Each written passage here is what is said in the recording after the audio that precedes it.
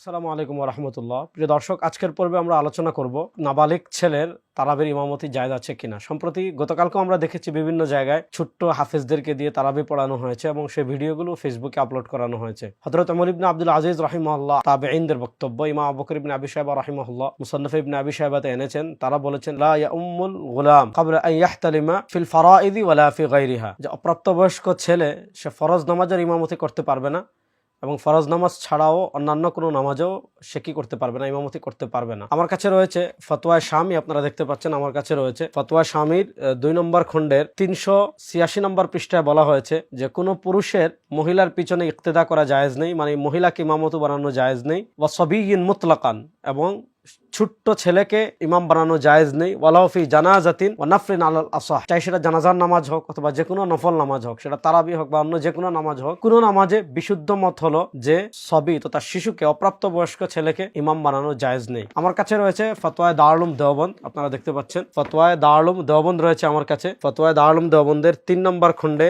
269 নম্বর পৃষ্ঠায়, नाबालिग के पीछे तरावी दुरुस्त नहीं। सही और मुफ्ताबी मजहब हनाफिया का ये है कि नाबालिग के पीछे तरावी दुरुस्त नहीं।